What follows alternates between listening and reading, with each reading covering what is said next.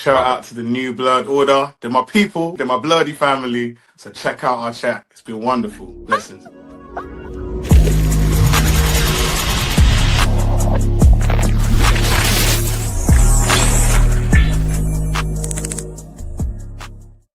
Never what's going on, everybody? Good morning. Thank y'all for pulling up, man. What we are talking about today is anything other than Vince Taylor and his personal life. Because hallelujah, I wasn't. No, I'm just playing. I'm just kidding. I ain't that sensitive, but yeah. So now you know some. Yeah. So I did dance with Boys of Poison a little bit a long time ago, but that was those who know. It was hilarious. It was a fun, short-lived experiment in the game of life. It was very short-lived, but it was a successful experiment, if you must know. You tell. The experiment served its purpose, and it was a overwhelming success. Okay. And that's how you were born, my sweet child. And this is how Vince makes his side income, off of the I'm trying to get my lighting together. I'm having some technical difficulties. But anyway, so yeah, man. What was we talking about? Ant's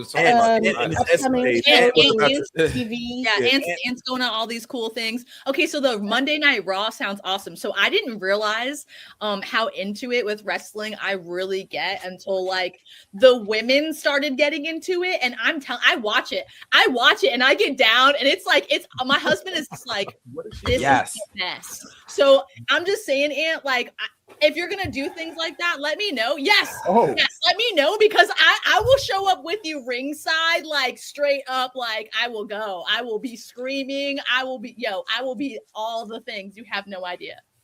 Oh, I didn't know I got down like this. I got back into wrestling once I had realized I need to start acknowledging my tribal chief. Not only are the women right, we got to give a shout out to Sasha Banks, we got to give a shout out to Jade Cargil, but my tribal chief. Bro, Roman motherfucking Reigns, my man. Yes, Roman Reigns. Aura definition. Aura defined. Do you know what they talking about, Ty? Nah. You don't know Jade Cargil? You know who Bianca is, dog, right? Like you don't know Bianca Belair whipping her hair around. She smacks bitches with her hair, dog, like straight, like leaves lines of fucking like literally. It's insane. And dog, she makes her own outfits. Every dope ass outfit you see, she hand makes that shit. So that way, when her shit becomes a Barbie doll or whatever, she gets paid for that clothing design because it's her personal shit that she made. Yo, the girl and she's an insane wrestler, dog. She holds the woman's title for the fucking 130 weight heavy like championship. She is insane, dog. Like, I will literally go watch her. I will watch fucking Ripley. What the I can't remember. Rhea Ripley. I will watch. Yeah, here she go right here. Yes, this shit is insane, dog. Like, bro. Oh yes, dude. Look at y'all. Yes. Yo, she's can I just add real quick? One of the best things that made wrestling so much better than it used to be is all the motherfucking melanin that they have. Wrestlers. We got black champions walking around and not just like, I'm black when it's convenient. Like I'm black. 100. Yo, like, can if y'all don't know about these top wrestlers, Jade Cargil, Trick motherfucking Williams, and I can just gotta include the Ruler, Oba motherfucking Femi. Yo, I get hyped. You gotta get introduced to these wrestlers because right now WWE is cooking. Jade is motherfucking Storm. Yes. Fucking bro. Her abs have abs. She can kill you. Her motherfucking thigh can kill you, dog. That headlock. Look at that thigh. And look at Ty's face. And she is motherfucking Jamaican through and through. No, her shit's the size of my head. That's what I'm saying. She gets, bro. Imagine, dog, you be dead. She be murdering you with her thigh, dog, and just like looking at you like flexing. The cameraman deserves a raise. I think there's a few raises on the panel right now. Amazing. Oh wow! Yeah, okay. I just want to borrow the bottom for like 20 minutes. I'll be good. I can do something with that for 20 minutes. But yeah, anytime you need a wingman to go with you, you know, ringside, I got you, bro. I will, bro. Oh my god, I will even dress up like, yo, you don't even understand. Just like, yeah, let's do it. I'm ready. I'm looking at Jade right now. I'm sorry. No offense to you, Yas, but can we have a moment of silence? This is very distracting. It's just while we readjust our cameras. Yeah. Wow. Yeah. That is now this is a young lady, if I'm not mistaken, who did actually have a brief campaign to actually be Storm. Mm-hmm. Yeah. Like and there were some serious folks about. Sorry, you gotta find her entrance as Storm, like her costume. As Storm she came in as Storm. Yeah, she did. That was fire. Peak. Oh, she had a Storm costume. Yeah. She's in it. She's a blurred. Oh yeah. She's fully dedicated. Like look at her outfits. You'll see them. She makes them too, right? Like I'm not bugging. She makes them too. A lot of them do. I think this is how young ladies feel when Aaron Pierre, that's Mufasa, comes about. Because like some of these are like they don't play. Yeah. Oh my. Like that is her abs have abs. Like what the fuck? Who are you? Who is you, bro? Yeah, I mean, that might be her man. What you mean? That's her man. Well, what is he touching for? So we get it. He said, "What's she touching her for?" I gotta get this off here before get it off, Vince. There you go. Man. Don't say get off. I'm gonna get that off. Wow, that was all right. Yeah, all right. So when is this event? Monday. Oh shit! Look at this. I ain't inviting you no more. Yo, hold up. Check this out. Yeah. I told you, check her outfits. Yo, a man like me can't get behind girl, you know. What I know. Big up, boy. Big up for the pan. Beer horse. Ras, you know. Burn it up. Pull up. Boy. All right, anyway, in Ephesians 6:18 it says I'm trying to get my spirit back intact. Yo, what else you got going on, Ant, that doesn't involve aesthetic? Couple of interviews, that's it. Please. Yeah. Okay. Yeah. What's this movie I'm doing? Well, also, will you mind filling us in? Because at the beginning of now when this is being played, which will be Sunday, but at the beginning of the broadcast, you said that you were going on a flight, and that's no longer the case. Am I? No. But I still got to go get a haircut. I still got to pack. I still got to do things to get myself in right condition. But yeah, I'm going to the Critics' Choice Awards in Los Angeles, which is going to be hosted by Chelsea Handler, and it's actually going to be a really big deal. This is probably the biggest award show I've ever been to. You know, like Christopher Nolan will be in the building. Everybody from Sinners will be in the building. Cool. Like it's interesting when you go to an award show where TV stars feel like they sit them with us in the back. Like all the people in the front is Steven Spielberg, all of them, and they're like, all right, you can sit back here with Mike Coulter and Doogie Howser. Mike Coulter, dang. There's nothing wrong with that. That's Luke Cage right there.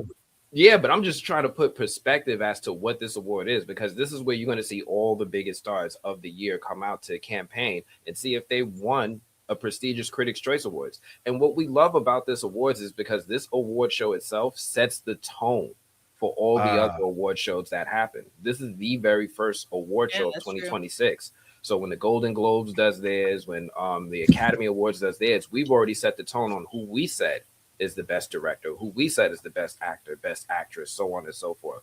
And I'm really excited to see what we put out there for best film, straight up. Who are you talking about when you say we? You talking about we black people or you Critics' Choice voters? Yeah, who are you talking about? It's an elite few of the body of the Critics' Choice Association. I mean, I don't know if I could get y'all invited to this cookout, but I can see if I can leave the back door cracked. Yo, just dropping the ball. When I say we, I mean not you.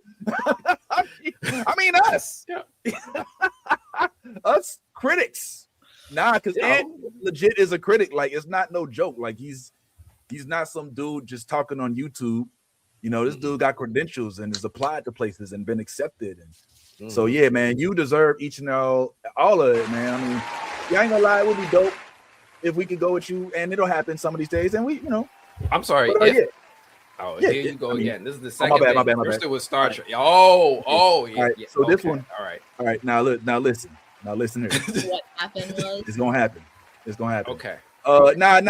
Ant's been, as you all know, since we've been blessed to have him in our presence, man. He been nothing but cool as hell, and he offers us all these opportunities and projects, and we get to see things before they come out sometimes every now and then, as long as we sign the NDA and all of that. And you know, it's just been like hella dope, man. And so I get the sense that since I believe we met Ant, was it 2025, right? It was last year. 2024. 24. Okay. What? Yeah. From season 3 was 2024. Okay. But I don't think we really assimilated Ant Wow. until like 2025. I don't think he got a shirt. I don't think he started pulling up every single week. Nah, maybe I'm wrong. Hey, listen, it won't be the last time. Hold on. My memory is terrible, and I've been getting from the time Ant came on the show. No, it's that long. Ant came almost every week that he could. Like, if true. he wasn't doing shit, Ant was here. Yep. You're right. From that time, moved like Yep, from day one, for sure. All right. Well, all I'm trying to say is that we sincerely appreciate it. So, yeah, I'm surely joking when I sit there and say, man, that's some bullshit. You know, like, dog, you doing your thing. And then Lady Mandalore as well. Like, I sit sometimes, you know how you go to YouTube and you watch a video, and then because you hit that video, now you see all the other videos from said person or said group. Like, that's happening with Lady Mandalore now. I sat and watched her interviews with Midnight Comics with I can't remember old boy's name, but my man who has got the headband on and reads everything. Montel. This nigga reads everything. You be like, man, hold on, man. The Flash didn't ever do that. Yes, he did. The Flash actually, I have it right here. The collection of the Flash Flashpoint when he was a badass. Oh, Flash wasn't playing that shit. Look at the artwork. I'm like, yo, this dude is a trip, yo.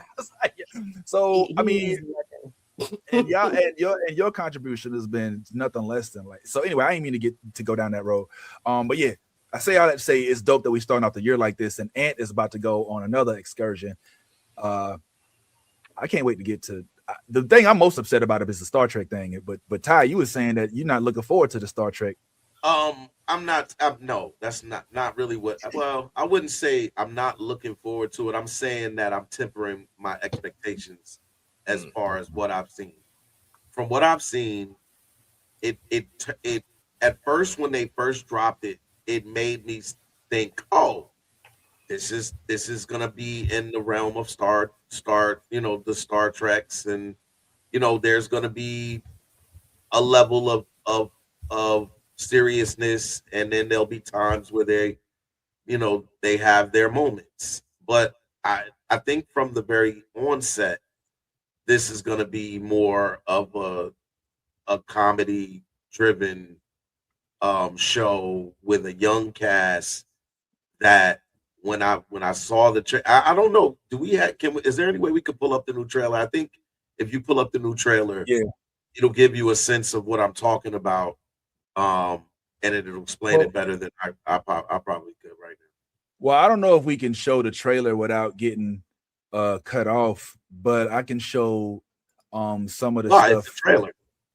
The trailer. We show. I mean, I share your sentiments, my friend. Trust me. I'm not. I agree with you. It should just be as simple as it's a trailer. You're trying to promote your stuff. We shouldn't have to worry about you trying to cancel it. But unfortunately, for some strange reason, sometimes we'll do something like show somebody else's Instagram showing a trailer, and then it'll get canceled, and that's a whole thing. Okay. You know what I'm saying? But at the same time, I can do the next best thing, which evidently I can't, because it look like they ain't got no Instagram page. Like, how you are they promoting this online? What the hell? Let me see. I've seen it a couple. I could have sworn I saw it on Instagram. I could have sworn I did too, but dang, maybe man, it's under Star Trek in general. I don't know. Or yes, yeah, Paramount. It might be under Paramount. Oh, that's a good one. You're right. Or, oops, how about it's just under Star Trek? How about that? Instead of trying to be fancy and trying to look up Star Trek, Starfleet Academy. All right, so I can take a risk on playing some of this, but I'm almost certain, especially with Paramount and the way that they guard their stuff, that even this right here is suspect, like just showing this. But I want to say I hadn't seen what you saw, but I think that this is a multifaceted Star Trek. And I for one am like, especially since I'm in essentially a Star Trek cocoon. Let me move it a little bit so we don't have a continuous thing of it. And these are little knickknacks I try to learn to keep from getting canceled, because it's a pain in the ass when you got a lot of content up and then you notice that it's not there because it's been removed because of content, whatever, copyright, whatever. So this is actually a show that I pitched to the world. I think I even pitched this to you, Ty. I think a long time ago I was talking about Star Trek and I was like, yo, it'd be really dope if they made a show about Starfleet. Like, that should be the next wing, because we've seen space, we've seen deep space, we've seen lost different quadrants in space, we've seen the origin with Enterprise, even though ain't nobody really watching it. Although I am watching it right now, and it's not as good. It's not good, but it's not as terrible as I expected. But there are some very problematic issues with it. But I'll talk about that in a second. But this is an aspect that we have not been introduced to. We may be introduced to characters that end up being very significant in other projects, but we're seeing their origins right now. We may, and I think we are. We're gonna. They have old girl from Discovery, the doctor that you like so much. You say looks like Tom Cruise. You know what I'm saying, Ty?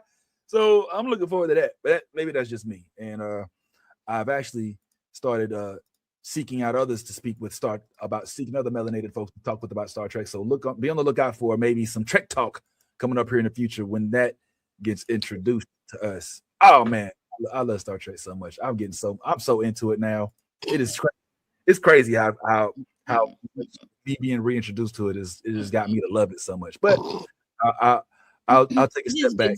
It is good napping. Oh my God. Nah, man. Star Trek is so deep, man. Star Trek's so deep. It's deep. It is deeply slow. You're right. No, man. I mean, it's not that bad. It's boring. It's deep. The storyline takes a while.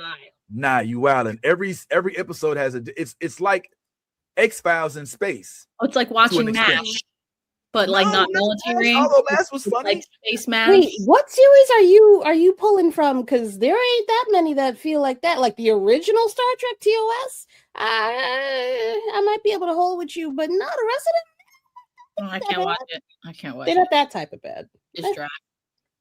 Yo, if I was okay, so if I'm talking to somebody like you who is down on Star Trek, and I want to try to increase if I want to introduce you, I'd probably start with Strange New Worlds. Okay. I think that Strange New Worlds, because it's modern. Oh no, you would start with Discovery? I would probably, if I'm trying to get her to, I would start with Star Trek Next Generation. Next Generation. No, Are you kidding me? What she's talking about. I think that's what she's complaining about. Is you like, about with Data and Picard and all of them? Most Star Trek TNG was at the height of Star Trek fandom when most folks came in after watching the movies that came subsequently after canceling the original Star Trek season, a series. And then they were given Star Trek Next Generation because they had a wave of interest. Star Trek is not there right now. Like the way she talks is the way most people, I assume, feel about Star Trek. Like it's kind of an old thing from back in the day. So if I'm introducing it to her, I'm going to first try to show her that it's not the same old Picard, Kirk, Cisco Star Trek. Like it actually is modern. It could be on par, not as good as, but on par with the Foundation or with the Dune? Damn, The I Dune didn't was all right. slow and dry. Dune. The storyline was the new Dune or the original Dune? The new Dune. I had to watch it twice to appreciate it because I was like, I don't get the hype, but okay. What? See, I saw the second time and I was like, okay, but I think it's my disdain for the Calais kid, like the Timothy kid. You know, I don't like that. Oh, I thought you loved him. Oh, you're talking about the movie. You're talking about the movie. Yeah, the movie. Yeah, the original's not that bad, but like the remake, I don't know. I think it's that kid. I can't watch anything with him in it. I don't know what it is. You don't like Timothy? Yo, hold up, yeah. I'm not trying to hate on that child. I'm not. Hold up. I just don't know what it is about. It's something. It's something. It's so crazy that you say that because that is who I every time I see Timothy Chalamet, and I've told Austin this, that's Austin. Like yo, even listen. Hell no! Oh my God! Yes, you cannot deny it. I can deny it. Yo, wow. That is not. He looks nothing like my husband. Yeah. Oh my God! A little. He got the swoop. At least with the hair, just because of the swoop. That's what we're gonna go off of. Is he got a little bit of that's what she's saying. No, that's what she's saying. All I'm saying is this: it's so crazy that at the time when I first encountered Timothy Chalamet, when I first encountered him, he had long hair. He had long hair, just like Austin. My Austin. Then he cut his hair. And Austin cut his hair and was with it. I'm not saying he did it. I'm not saying he did it because of them, but he did. He cut his hair, and when he cut his hair, I was like, "Oh my God, these niggas! Oh my God, that's Austin! That's Austin! That's fucking Austin!" And I don't mean as an insult, like no, you know, I don't. Timothy Chalamet is not a bad looking dude. I'm not saying he's a bad looking dude. I'm not saying there's anything wrong with how he looks. I'm just saying there's something. His aura and my aura, I just don't like to watch him act. I don't like anything about his act. He makes me mad. It's like watching fucking Beta in the fucking in the Bad Batch. I don't know what it is about him. He just drives me crazy. Like literally, when I watched Dune, his character annoyed me the most in that movie. Like literally. Okay, that I understand. I was like, he's such a pretentious little fucking bitch in this fucking I literally I was waiting for somebody to just fucking murder him. Nobody. He fucking lived. I was like, how does this bitch boy make it through the fucking desert and all this shit? Like, I don't know what it is. And he's the fucking prophecy. I don't know what it. Everyone. Oh hell, I don't know what it was, but I just like that. Dune. I'm not gonna lie. I couldn't do it. It's like it's not me. I get it based on the character in Dune. Absolutely. This little motherfucker should not be alive. He does not need to be the savior of all of these people. I fully understand what you're saying now. However, the original Dune, the TV show, was it the TV show? Miniseries. Nah, it was a miniseries, right? Dry as a church on Sunday. Yeah. I'm not in a church on Sunday. No. Can't do it. But me watching the original Dune miniseries made me appreciate the movie more. Yeah. I think it was just like this Dune. I think it was like a 3 or 4 parter or something. Somebody fact check me in the comment section, please. But I remember Dune as a child and seeing the floating man and seeing the big worms in the sand, and you know what I'm saying. I didn't really know about Arkham. What's his name again? What's his name in the Timothy Chalamet's character? He's like the Atreides. Paul Atreides. You didn't know about him? He was the main character. And I know.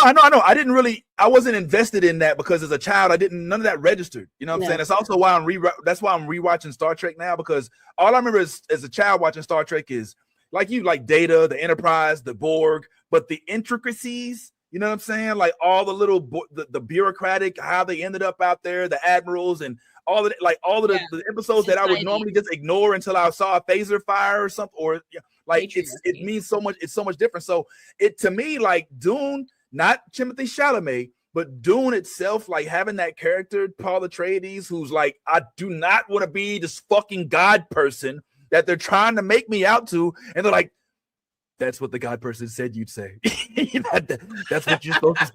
He's like, fuck it, I don't want to do this shit. All right, I'm leaving. They're like, that's what the God person's supposed to do. He's supposed to leave. He's like, fuck. He's like, I'm trying not to be the God guy, and y'all keep making me the God guy. You know what I'm saying? Like, I think that's I love that struggle of him. Just like every time I'm trying to be my own person, but the more of my own person I am, the more it builds. The more it gives way to the narrative that I am the private side one, and that shit's hilarious to me. I love that concept. You know what I'm saying? So, and the what are the people called in the sand again? What's Zendaya's character? The folks that live in the you know what I'm talking about, like the folks that live in that area, like their eyes become bluer and then they learn how to ride the way. Like this shit's sick as fuck. I don't know. Like, if you could take this Timothy Chalamet out of it, you could honestly, I could substitute that guy with any plausible actor here. That's what I'm saying though. Listen, and that's exactly like the new Wonka. Like I'm not gonna lie, the original, my husband is obsessed with it. So like it annoys me because he makes me watch it all the time because it's one of his fucking favorite movies. And oh my god, I just like, goddamn, I can't watch the movie anymore. But the remake, I literally tried to watch it. I got like 20 minutes into that shit, and I was like, it's this kid. It's this fucking. There's something wrong with him. I don't know what it is, but I cannot watch that shit. Like anything with him in it, he fucking annoys me. Like it's just, I don't know, something about, and the fact that I'm going to school for acting too, I'm just like, I don't know what it is, but I just like, it's disdain. Like I just like, oh my god, like I don't use the word hate, but there's something in my body that just does not like that kid. Like I don't know what it is. In time, I'll say this. I did, and I mean, I'd say this. You're in a small degree of people that feel that way about Timothy Chalamet because he right now has been nominated. He has been nominated for a Complete Unknown, I think, which is the biopic of what's his name? What's the singer's name? Bob Dylan. Bob Dylan. He's been nominated for all types of award for that performance, and also he's got another one that's out right now called Marty Supreme. That critics are already talking about. Another stellar performance. So he's getting all of the he'll be nominated, I guarantee, for a Critics' Choice Award that Anthony's going to at least once or twice. But I understand what you're saying. But as far as his acting goes, I think he is a very good actor. I was one of the people that saw the whole Wonka movie, and Timothy Chalamet did a great job, first of all, of singing. Like, you got to sing. This is a musical. He was very good. The songs hit, and he did a very good job of what it was that you wanted him to do, which was not totally absorb the entire role of just being Wonka, but allowing this young Black girl that is an orphan because that's what the story really rolls around in Wonka. It's more about this little Black girl whose heritage her was stolen from her, and it was and she was made to believe that she was an orphan when she was the one that really owned the whole fucking town that they lived in and the whole village that she lived in. So that was the underlying story that made it more of a great watch. But you like, that's I can't make you like the dude, so I'm not here to sell him on you, but I do think that he has the potential to be up there with the Brad Pitts, with the Leonardo DiCaprio's, because he is the next one up. He has been in those films. He has been nominated for these awards, and he's young and upcoming. The Dune Project is, I think, a 4-part movie extravaganza. So they're only in the second part. So I know, I want to watch it with you guys. Well, I hate to burst a little bubble, but I don't think he's gonna be that. Ty, and the reason why, I don't know if you've heard, but Timothy Chalamet has decided to embark on a rap career. I'm gonna go. So I wait. I didn't know if you knew this or not. This is a true story. Timothée Chalamet is not just an actor who wants to act, but since I guess he's a New Yorker, he has no. Don't he is a New Yorker. Don't you do that. Don't throw that on there like that. Don't throw that on there like an afterthought. Don't do that. Don't do that. Why you gotta do our state like that? Stop it. It's not my fault. Not in my house. You're not gonna talk about him. Don't like kill the messenger. All right. I'm only here to deliver. He ain't no naked cowboy. Stop your shit, Vince. Listen, I'm trying to just deliver nothing but the news and the facts. All right. So maybe some of y'all were unaware of this. So this may just be breaking news. I wasn't. So let me go ahead and put you on. And they are saying that you are. Is that true? You've got the same eyes. You both have that scarf. He's always performing when you seem to be doing like screenings and promos. Timothée Chalamet, he's dead ass playing a character and making all this music as SD kids.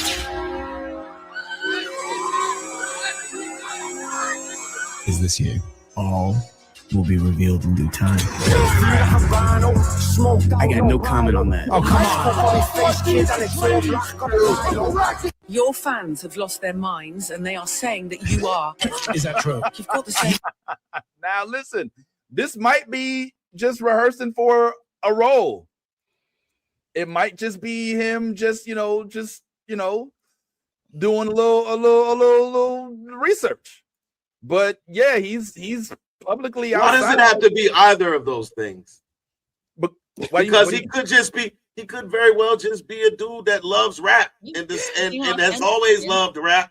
Like like literally like the idea that you kind of like I guess sharing the news that the white boy wants to rap. Okay, that's not out of the norm. It's not out of a norm for white rappers at this point. Like, you know what I mean? So if he wants to rap, that's just part of something that he wants to try. I don't know that any of that that you just showed is true or just somebody just playing and stuff. But at the end of the day, it doesn't change the fact that I feel like he's a top tier actor and that he will, I do think ultimately be one of those top tier actors that kind of has longevity in the game.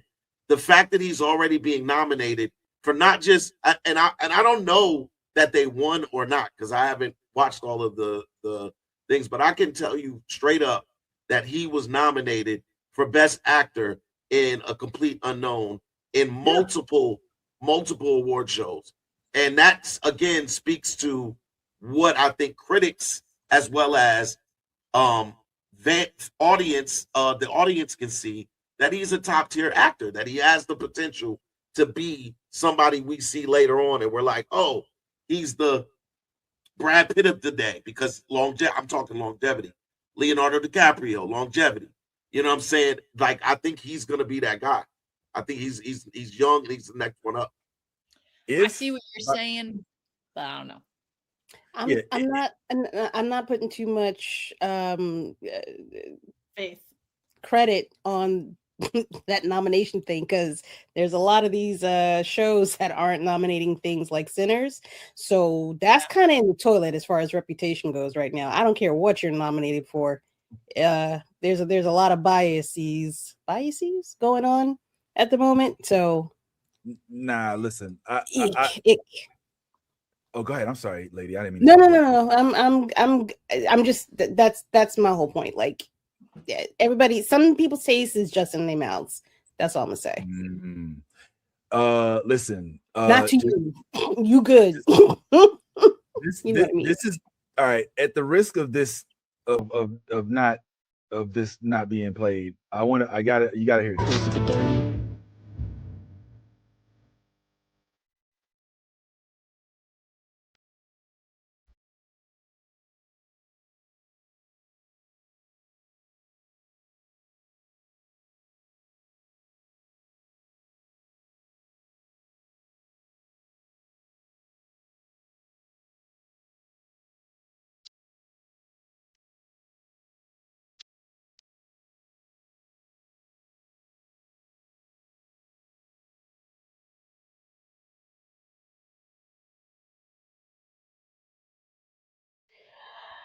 I mean, some of the lyrics are like not the best. I mean, they're okay, but I mean the beat's good. So my life is a dream. My name is a team. Something.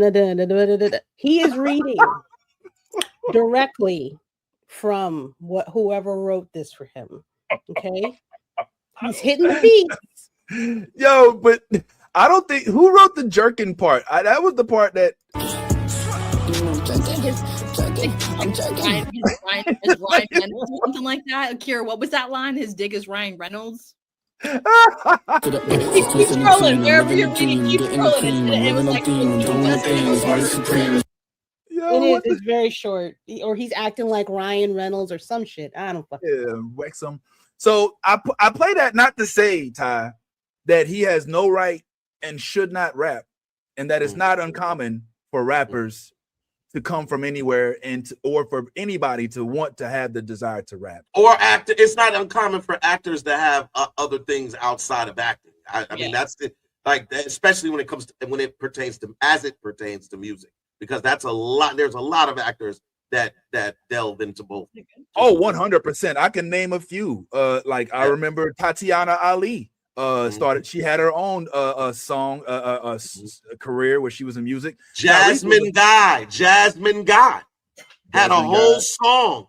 Yeah, had a whole song album. Yes. Tyrese, we know Tyrese was on the bus before. Oh, Eddie Murphy. What's my man name? That was in oh shoot, man. Morbius in 30 Seconds to Mars. Jared Leto has a whole side gig with that, and so it's not uncommon. But the difference, I think, one of the difference makers is the quality of what you put out. And if this is what Timothy's coming to the table with, he needs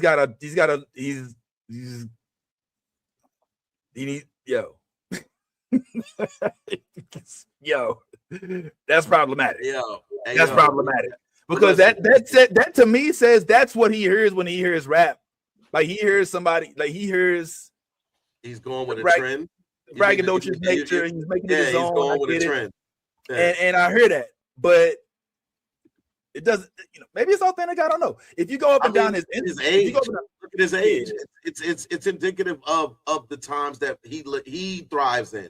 Like for us, it might sound whatever because we're older generation. We came up under a different guise. He's coming up in this generation. It is absolutely on par with this generation's music. What he's doing. Yep. So as far as like quality, I said there are many actors that delve into music as well as acting. I did not say that they are all successful. There are very few. There are very few that have had success in both regards, but it does not mean that they will not attempt to delve into both atmospheres. And so it is okay. I'm totally fine with Timothy Chalamet dropping a freestyle mixtape, whatever he wants to do. That's if he got the money and the people that will invest in him doing it, absolutely go do it. Do it and do it again. You know what I mean? But I just think that acting wise, the boy is on a trajectory upward. When you have a movie like The Complete Unknown, and then you follow that up with another movie like Marty Supreme, where critics are enamored and clamoring and talking about another mind-blowing performance. And just mind you, I've seen A Complete Unknown. He did a phenomenal job of playing Bob Dylan. For anybody who hasn't seen it, they're not just saying that. He did a phenomenal job, and I'm not capping for nobody. I know no dog in the fight, but at the end of the day, the dude is a phenomenal actor when he puts his mind to it. So I haven't seen Marty Supreme, can't comment on that one, but Complete Unknown is no longer unknown. He's that shit is it. I'm not opposed to seeing that. I don't know. I literally don't know shit about that Bob Dylan. Like, there's a few folks that are famous, like in I guess you would say white people culture, that I'm just like I'm not a John. I don't know the John Tesh, the Dale Earnhardt, The Beatles for a while, I was like, I don't get it. My Beatles was the Jackson 5, so I'm not as familiar. I've grown to know a couple Beatles songs, but I think I lean more towards the Rolling Stones because they were originally outward about their love for Chuck Berry and the origins of rock and roll, and then the Beatles followed. So I mean, I don't know. Whatever. Vince, you're saying that you don't know who Sgt. Pepper's and the band is? Is Sgt. Pepper's? That's a band. I thought that was I thought that was a CD or that was an album or something. Yeah, who the fuck is Sgt. Pepper? I thought Sgt. Pepper's was the name of the Beatles album. It is. Oh. It is. That's nice. And then you know. See, then you know. Yeah. Well, listen, I'm aware, but I don't have the hype. You know, the element. Like I don't. I know about these things historically, but I don't have that same like level of enthusiasm where it's like, oh my God, the Beatles. It's like, yeah, I see the videos. I see they was popping, but I tend to lean more Little Richard, a little more Chuck Berry, a little more, you know what I'm saying? Like that, my mind automatically goes to their fame and popularity. And then I automatically start thinking about how Pat Boone ripped off Little Richard. And even though he apologized and Little Richard said it's fine because it made him more popular, I'm still kind of like, I'm left with that taste in my mouth. Like the Elvis taking Big Mama Thornton's, you ain't nothing but a hound dog. And, you know, like those, like, so my mind doesn't go, like when I'm thinking Bob Dylan, I'm like, okay, but that's just a gap in culture, maybe. I don't know. I didn't mean to talk about all that. I really wanted to holler at y'all about upcoming stuff that y'all were looking forward to. Yeah, absolutely. So I talked about Starfleet Academy. I'm looking much forward to that. Lady Mandalore, you had a lot of things on your list, Bridgerton being one of them. And I ain't gonna lie, when you said that, I was a little shocked because I was like, is Bridgerton still a thing? Like I thought people. What is Bridgerton? I'm a well-rounded individual, sir. Don't put me in a hole. I wasn't trying to. I was just saying, like I didn't. Like, it felt like the people weren't really happy with the last one that came out. That's all I'm saying. What? Okay. I think you're missing. I think you're mixing. All right. So Bridgerton is separate from the Queen.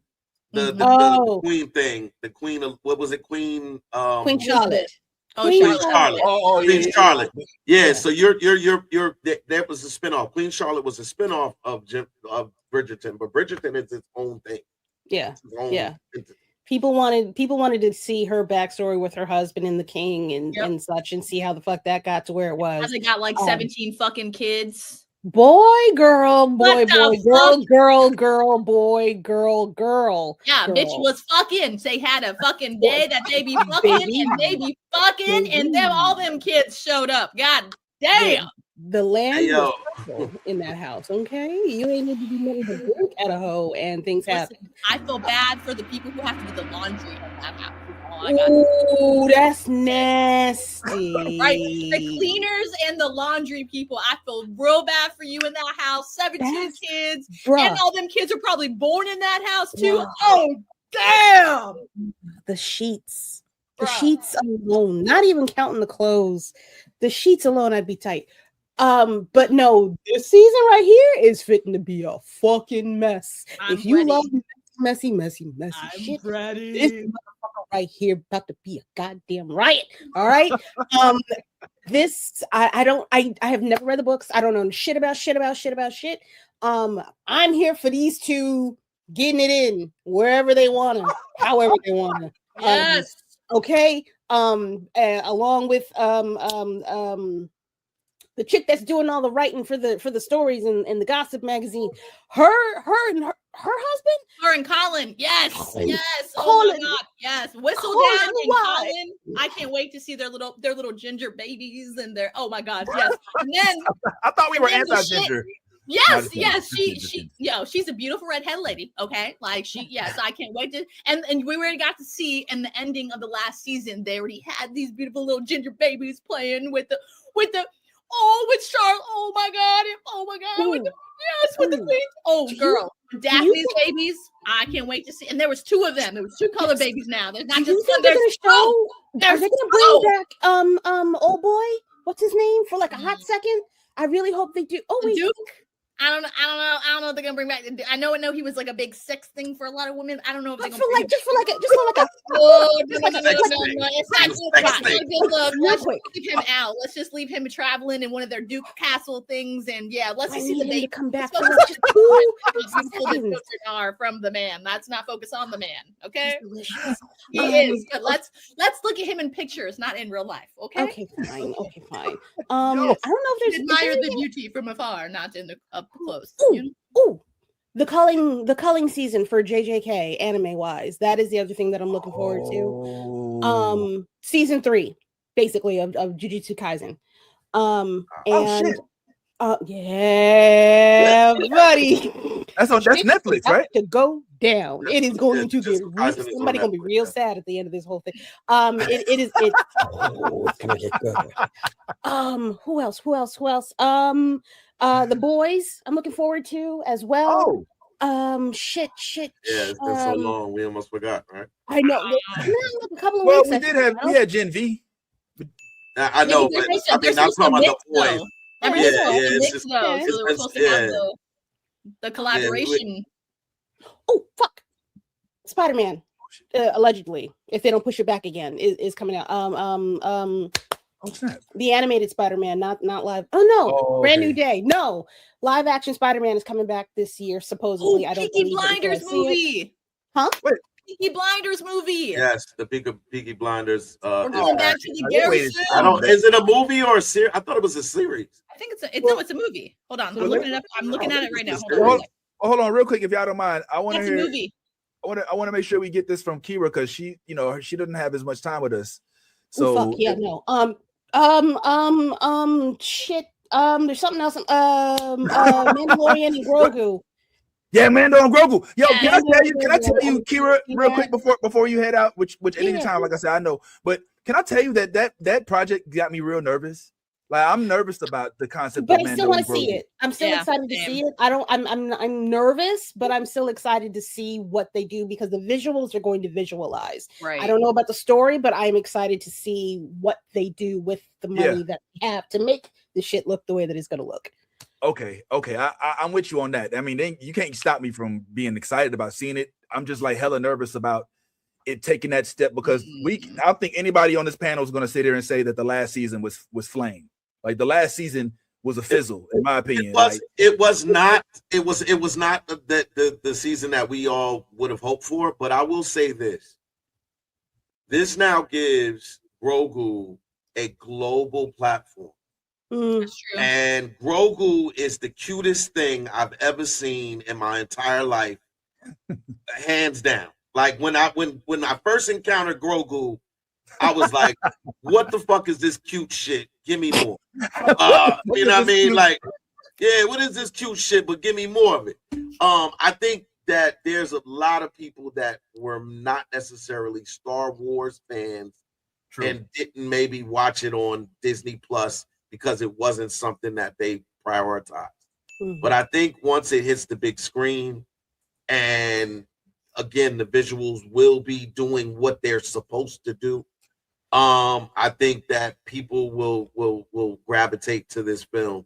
Will it do the type of numbers of say Black Panther? No, absolutely not. However, I think it will reinvigorate the Star Wars universe and maybe potentially give you better projects moving forward. Now that's the hope. We do know that the Star Wars other project is coming out too. Star Wars?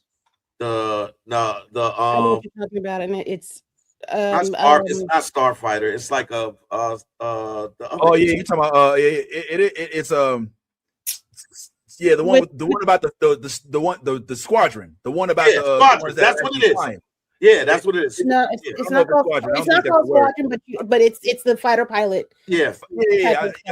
Movie. Hey Siri, what's the next Star Wars movie with the X-wings? What the fuck is the name of that goddamn movie? Starfighter. I did say Starfighter, right? Yeah. It's Starfighter. Ryan Gosling, Starfighter. Yeah. Which is a little upsetting because The Last Starfighter was one of my favorite movies in the 80s, and I still am hoping for some sort of reboot. But hey, Star Wars, if y'all could do it right. But if I may say, it's always suspect when they make these movies without Jedi at all. Like Rogue One, you could argue didn't have lightsabers, but you could argue Donnie Yen's character was an embodiment of the Force, and you did still have one active Darth Vader that was in Rogue One. So I get it. Andor, same thing. You could say, oh yeah, it was all about Cassian, and but at that point we had already kind of had the introduction of the Empire, which means the Force was in existence. It's interesting when they have rogues like the fighter pilots, just the X-Wings, but I hope that what they do is they give us a broader view and show us a little bit more about all of the different vehicles they use. The X-Wings versus the bombers versus like the ones that they use on Hoth and all of the little, I hope they get a little deeper into it. I don't know. We'll see. We'll have to see. But Ryan Gosling, I don't know. But Vince, doesn't that kind of in essence kind of make you feel a little bit more safe and because it feels as though after Andor they realized that without the star, without any kyber crystals involved in any sword play, you're getting more story. We're focusing more on story. And Andor was extremely successful as a Star Wars property. And I think if you are smart, then you piggyback off of that momentum. You take what works and continue to apply it. And so I think as long as the story is on point, then I think you have success again. And that's the hope, because let's not lie, Star Wars is rebuilding themselves, rebranding themselves as a successful entity. And I think that trajectory has kind of been built off of The Mandalorian and Andor primarily.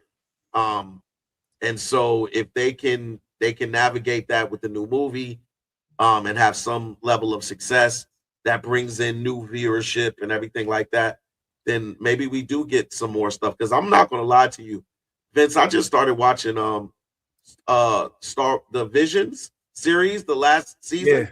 Yeah. Yo, it's sick. Some of that is crazy.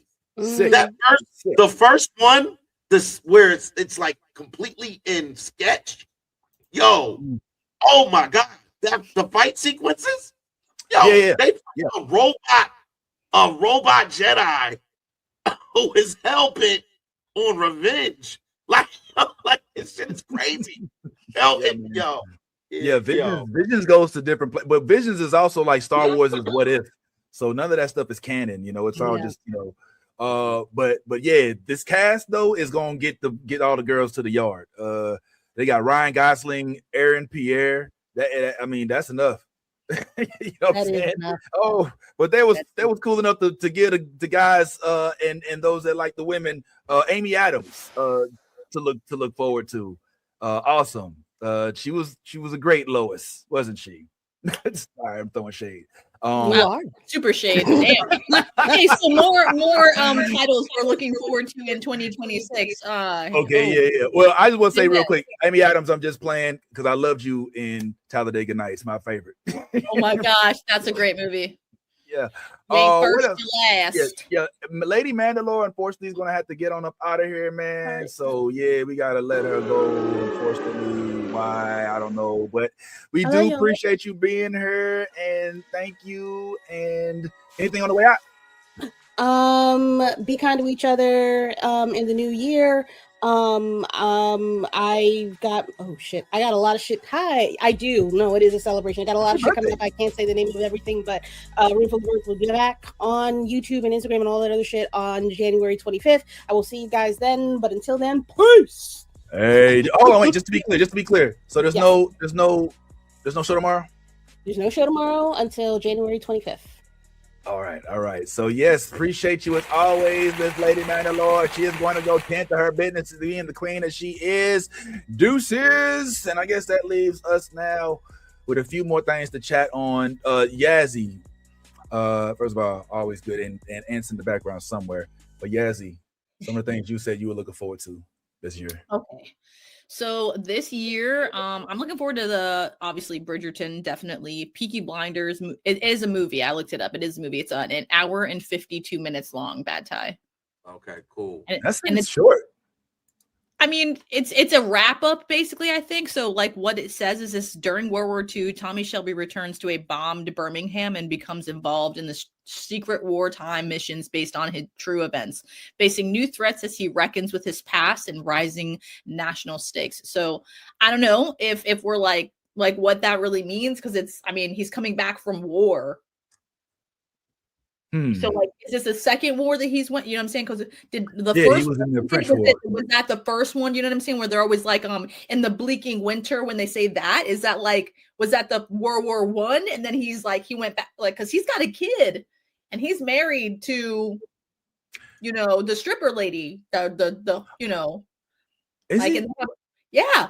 He's got 2 kids. They got a kid from her and he's got a kid from fucking Grace. So like. Wow. You know what I'm saying? Like, so I mean, like, he's going to war and he's got 2 kids, like, and he's the fucking leader of the goddamn garrison. And I don't know, it's gonna be interesting to see where the fucking it picks up from there. But yeah, because I ain't gonna lie, like it's been a long time since Peaky Blinders. I don't remember. I don't forgot who's alive. I just know that his brother was my favorite, and I hope he's still around. Tommy. This place is now under order of the Peaky Blinders. That was my favorite dude. I thought they killed the young brother. Yeah, John, the young one is dead. John, and that was so he could go act on another show, I believe, because we saw him in Gangs of London. Oh yeah. That show was so intriguing, but I ain't gonna lie, like it started to get real. Like toward the end, it became like,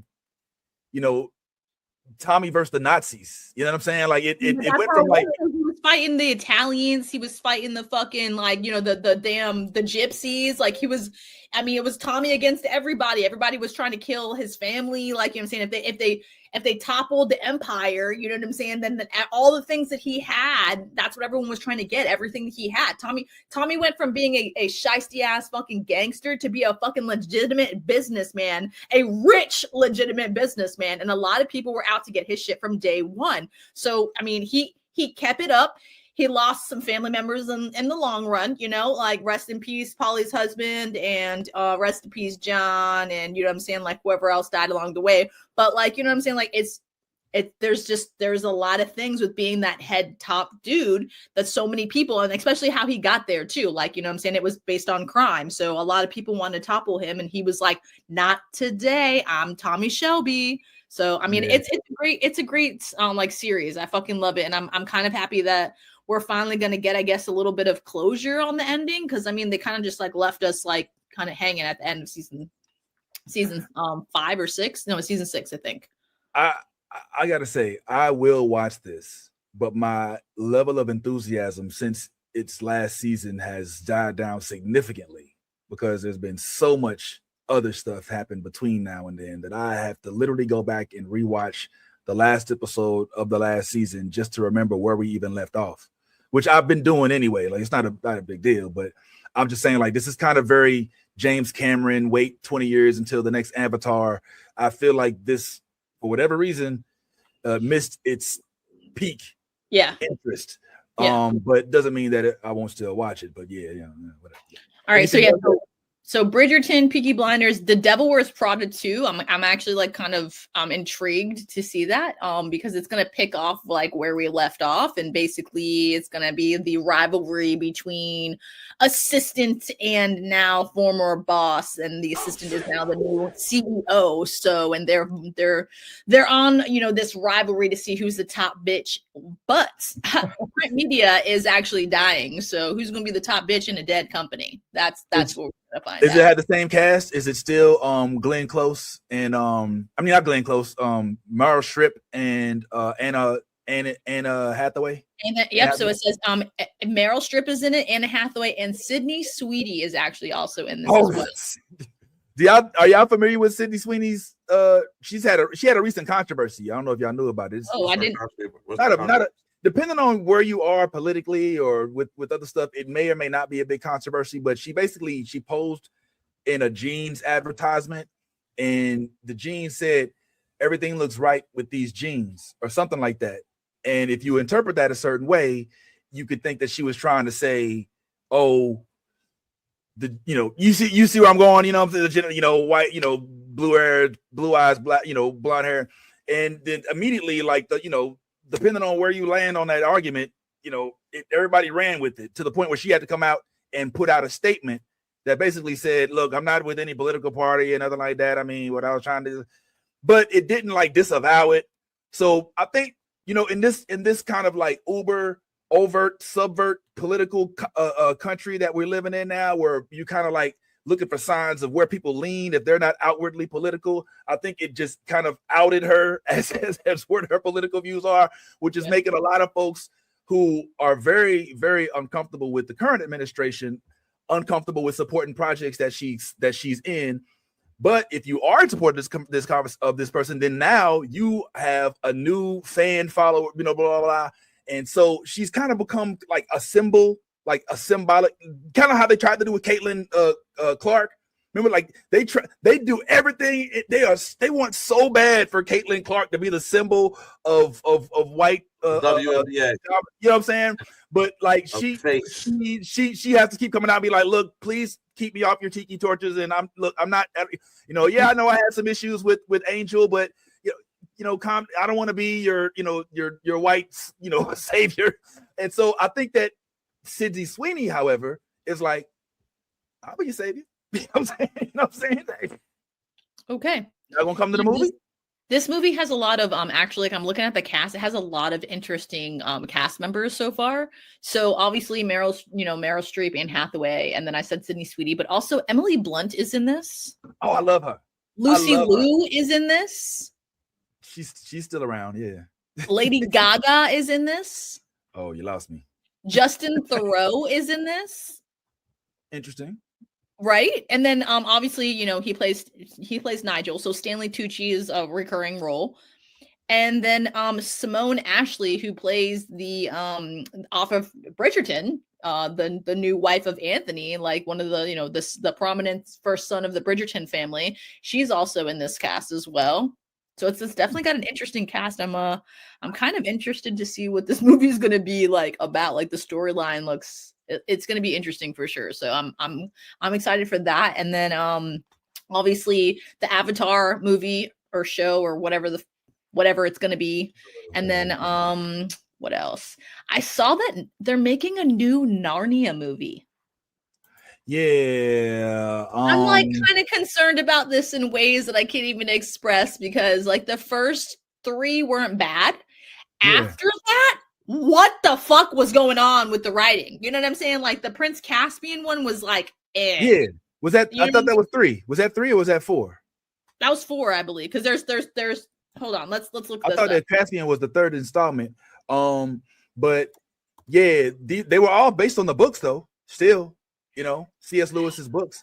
I always thought that the Narnia Chronicles deserved a show, kind of like in the spirit of, I don't know if y'all been watching Percy. It came out with a new season not too long ago. I haven't watched it. I watched the first 4 episodes that have released. So. Yeah, it's not good. The new season's not good.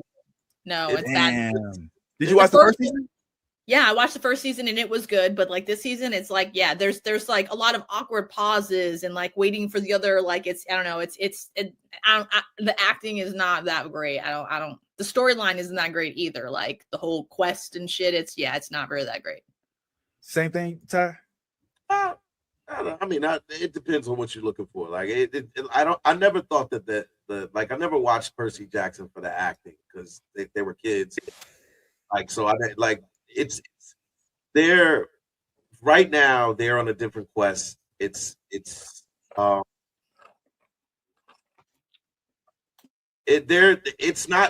I don't know. It's not bad. I've been watching it. They introduced Percy has a brother now, which is another child of Poseidon, and his brother is a Cyclops.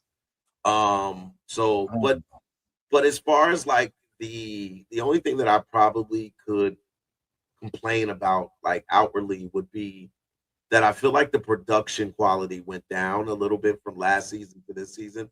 This does also feel a lot like a CW. Maybe that's what it was. A CW thing. It does seem more like that. Because like they even had a episode that I watched recently where they had Ares raised dead soldiers. Yeah. Dead soldiers. And they were like, it was comical. Like these zombies are like, you know what I mean? Like they're going to war, but they can die. And I'm like, this makes no sense. Like, if they're already dead, Ares is a wrestler. Ares is and that's another thing too. Like Ares is an actual wrestler. Like the actor is a wrestler. So it's I don't know. He is. Let me tell you who he is. Has been an actor for a long time. I didn't know. I know, but he's a wrestler. He's used to be a wrestler. Hold on, let me look up his name so I can tell you correctly. What his name is. I've always found this show tolerable. I never like when I hate to say it because I see that they have given us a melanated princess that we can kind of get behind and support. So I don't want to discredit the show for sake of folks not giving her the recognition she deserves. However, from a storyline standpoint, the idea of Percy and being a demigod and no, that's it. That's that Stranger Things. Jet lag. You got that Stranger Things jet lag in your spell, boy. Oh my god! It's just I don't know. Like that. I don't know. It's tolerable. Yeah. I honestly like the movie. Do you remember the movies? The movie was good. The movie was really good. I thought it was good. The show, but I'm also a fan of the original, which was Clash of the Titans. Well, so Clash of the Titans was based on Percy. Was Perseus? Perseus. It was Perseus. Yes. So this is like a version of it because like this is supposed to be like a modern day, blah blah blah. Clash of the Titans. Clash of the Titans is the original of all of this. It's basically about a demigod named Perseus, who is actually Zeus's son. But Poseidon is the one who releases the Kraken. And the Kraken comes to destroy the was it Atlantis? I don't remember if it was Atlantis or it was called something else. Olympus or something, wasn't it? No. It was an island. It was like it was an island that the Kraken was sent to destroy, and they were supposed to sacrifice their princess. And the princess. You're right. It was a Greece island. Perseus went on a quest to find a way to stop the death of the princess, and basically he got the Gorgon's head. Had to go kill Medusa. Got the Gorgon's head, showed it to the Kraken. So that was the original. And then they came out with another Clash of the Titans later on, as like that was a remake of the original movie. Yeah, but with the old boy from Avatar. Yes, with the old boy from Avatar. Sam. It's not Rockwell. Worthington. Sam Worthington. Worthington. Yes. So then we got Percy Jackson and the Olympians, which I don't know if I call that a spinoff, but it seems like it would come around the same thing because you got Pegasus, you got the whole storyline, everything in there, all of that stuff. Yeah. Well, I was just the wrestler's name. What's the wrestler's name? Okay, so his name is Adam Copeland, is the actor, and his wrestling name is Edge. He used to be a wrestler like back in like the fucking that is Edge. WWE. That is Edge. Yeah, he's a wrestler. Wow. He was part of the tag team. Yep. He was part of a tag team. Yes, he was. Wow, I didn't know that. I didn't recognize him. But that is Edge. Isn't that crazy? That is. Wow. That is. I don't even know who that is. Oh, hey, Aunt, welcome back. But yeah, but that's like we were saying about like actors, I know, right? Actors coming, and switching over to, from music to acting. It's the same thing with like wrestling. You know what I'm saying? Like that. That's once their career is like reached a certain point, they switch into acting. Look at The Rock. His career reached a certain point. Now he's an official actor. You see what I'm saying? And it's like, it's a thing because if you think about it, their whole, like, they have to put on an act. It's a show. You know what I'm saying? Like they're acting, like it's all pre-written, you know what I'm saying? And then they put their interpretation and their spin on it. You know what I'm saying? Like, but someone's in their ear literally as it's going down, like telling them, hey, this is what I want you to do, or this is what I want to see. Then I don't know if it goes like that. It is. They literally look.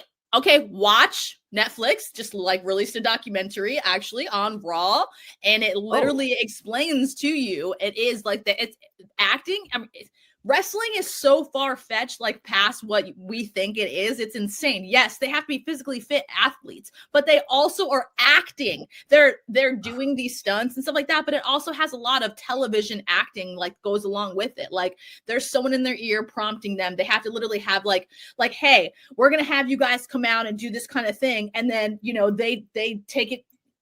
They basically put their own interpretation of what they were told on it. And that's how we get all this amazing show.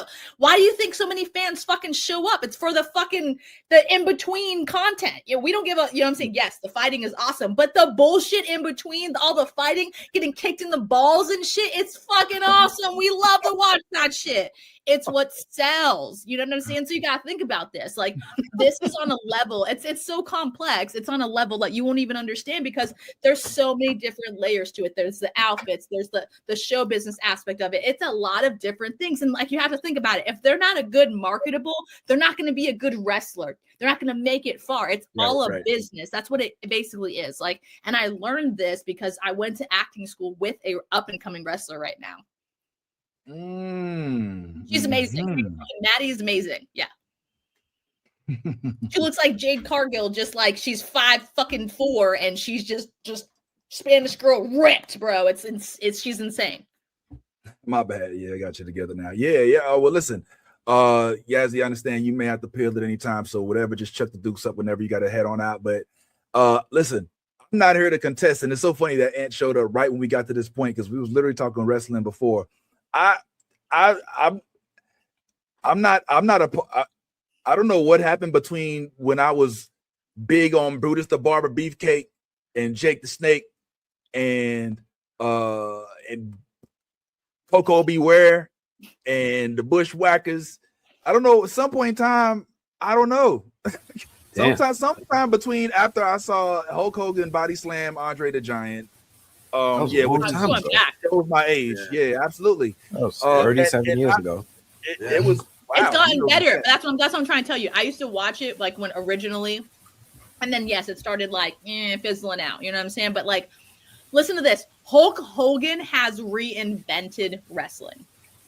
He took over. Chill. Hold on. I'm just saying, like he has literally taken it and made it like more about giving the fans a better show. You know what I'm saying? Like making it so that way we have to care about these people with these storylines and their whole, you know what I'm saying? Like it's a whole thing. You know what I'm saying? It's like watching a fucking UFC fighter and watching their whole career, but it's different because these people have fucking diehard fans. You know what I'm saying? And then it's like the drama is hilarious, but like there's a whole group of people though making up these scenarios so that we can have these scenarios written out. But that's what I'm saying. Like wrestling, like that's why it fizzled out because the storylines, you know what I'm saying? They were like kind of getting dry. You know what I'm saying? Between the conflict of the people. Let me just say this real quick. I mean, I'm not going to co-sign the Hulk Hogan comment because you know we learned about him and his blatant outrage, just straight up racism. Like using the N-word is it's not even like in a rap song, but I agree. I'm just saying. However, but I don't think that wrestling fizzled out. I think I just kind of moved away from it. I grew up, dude. I don't want to say grew up. I don't want to say that because it implies that people feels like judgment. Yeah, it implies that people that still watch it are immature or need to grow up, and I don't want to insinuate that at all. I just grew a little. I don't want to say grew apart from it. Look, can I say this? When I say grew up, right? When I was a kid watching wrestling, I didn't know that it was fake. It never dawned to me when I'm watching Ric Flair and Dusty Rhodes fight for the championship. You know what I'm saying? That it's fake when Dusty busts Ric Flair's head open and blood is pouring from his head, and he his triple elbows like all of the horsemen, and splits people up. It never dawned on me in any way, shape, or form that any of this was fake. What I'm saying is, as I grew older and I started watching wrestling, I started seeing it from a different lens, and then I started seeing the setup. I started seeing the scripted fights and how things were set up. So it started to not resonate with me the same way, because then I started feeling like you got over on me. Like imagine just for a second, walk with me. Imagine you being a kid growing up on the wrestling that we grew up on. Specifically, I'm talking to you and I'm talking to you, Vince, because y'all are of the same, damn near same age. So I'm saying we grew up on hardcore wrestling. Oh yeah, Von Erichs, even before all of that, Yazzie, I'm telling you, like the Bob Backlunds of the day, the Jimmy the Superfly Snookers of the day, you know what I mean? The Ricky the Dragon, Steamboats, the $1 Million Man, the Ted DiBiase, Ted DiBiase, the $1 Million Man. How many can you name? I can keep going. What about Don Morocco? Brutus the Barber Beefcake. The great Muta. Oh my goodness. The Undertaker. Barry Windham. Barry Windham. The Rockers. Ron and Ole Anderson. Marty Jennings. Bret Hart. Marty Jannetty is his name. Marty Jannetty. Owen Hart. Owen Hart. Bret and Owen Hart.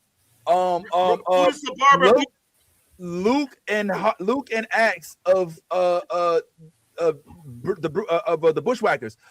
Legion of Doom.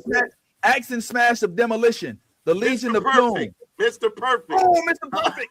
The Genius. Remember the Genius used to come out with why did we fall for this here? Yo, Macho Man Randy. Eating yourselves right now. Ultimate Warrior. Yeah. But listen, this is my point. Yokozuna.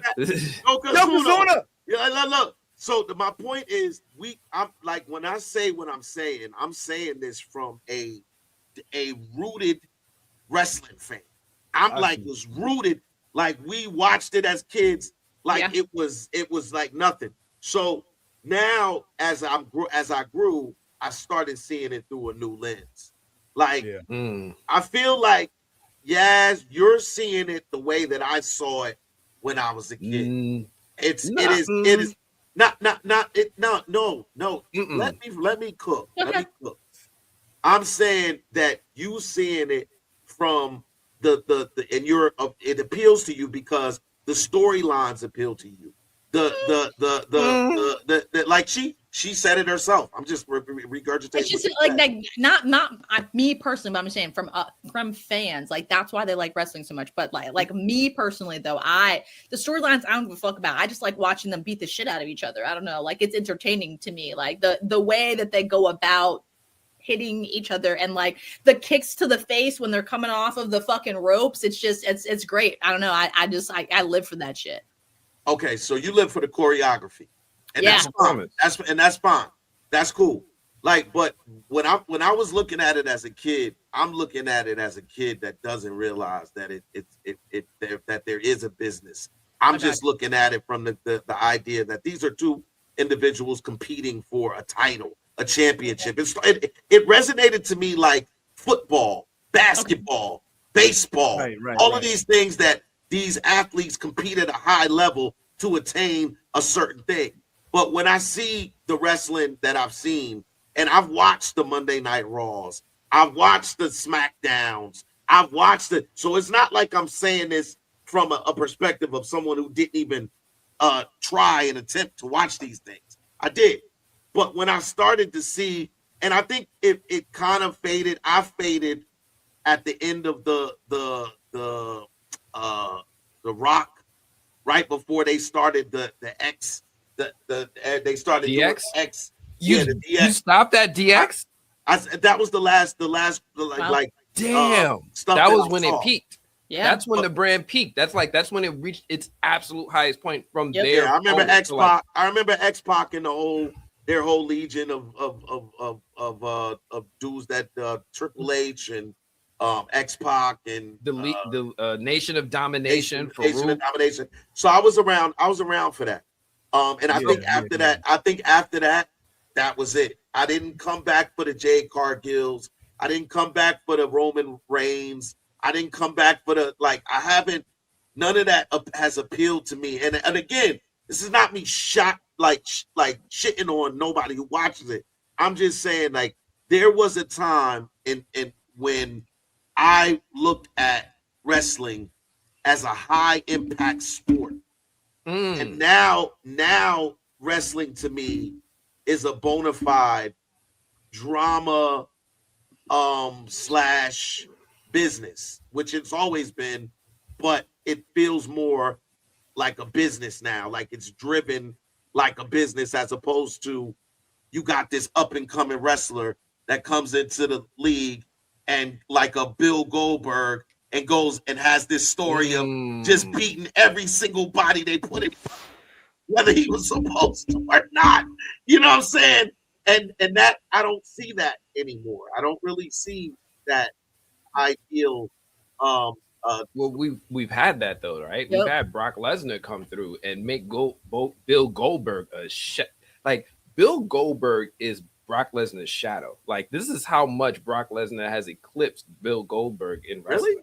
But yeah. And the thing about wrestling is everybody knows it's fake. And what makes it appealing for a lot of adults who watch it, where, we had that same background where we were kids. We didn't know any better. We thought it was real. But when you walked away and came back, you start looking at it for, like you said, with the adult lens, and we see it for what it is. It's a performance.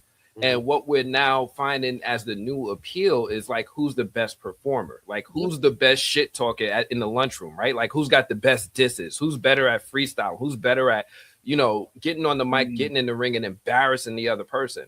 What made The Rock so memorable for a lot of people was that he was incredibly good at that, right? Yep. He would come up with one-liners, the people's elbow, the people's eyebrow, poontang pie, shut your damn mouth if you smell what The Rock is cooking. Like, he would come up with these lines that we all knew were, like, not sincere, but they were hilarious. They were comedic timing, and it brought in all these levels and aspects of wrestling that we didn't know we could appreciate.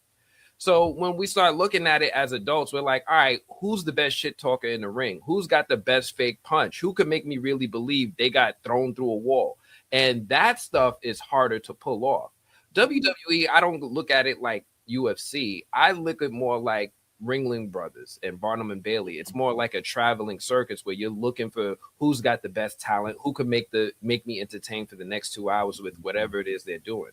And Yas hit the nail on the head earlier. Yeah, it is telegraphed. Yeah, the ref has a mic in his ear and Triple H is in the back telling them how the match should go. Mm-hmm. All of that is true. But even with that, to get in the middle of the ring and to freestyle a performance, who's going off the top rope? When are we hitting the stunner? When are we doing the people's elbow? How do we get the crowd entertained? How do we get them hyped? How do we get them to hold up signs and say shit that they wouldn't say in real life, like whoop that trick? Right. Or yeet. Trick. Yeah. Right. So all of this in order to win over an audience, to build up aura, to build up charisma, to build up a following is now what we're looking at. We're looking at these people as Logan Paul enters this space and we're like, yo, can you make us hate you? Can you make us love you? Can you make us want to root for you, whether we knowing your character is, just a character and still want to see you perform? That doesn't take away from people who can really do incredible things like a Rey Mysterio or, like I said, even Logan Paul. Logan Paul, I think took wrestling by storm because nobody expected a YouTuber to come in and just be so naturally gifted as he is. He's up there with like some of the best wrestlers in the world right now. And we're all watching him knowing this in mind. Like, yo, you just came in here and you're keeping up with The Rock or maybe outshining The Rock in certain times. Like this in and of itself makes it exciting. It makes it entertaining. It makes it fun to watch. I know when I go to these live events, I'm looking for, you know, my favorite person to just give me my moment, right? Roman Reigns comes out and everybody just like starts getting on his nuts. And we all know we doing it, even though he's an actor, he's pretending. We all get into it because it is fun. It's a circus now. And look at her hair. Yeah, dude. Yo, Bianca Belair. Yo. And then they do things like you see them do that flip, that crazy athletic flip with that hair on her head and keep the crowd entertained. She's one of the most celebrated women wrestlers of our time. Like, I remember when I was a kid, Hulk Hogan always had the belt. Like, you just never saw him without it. Like, he always had the championship belt.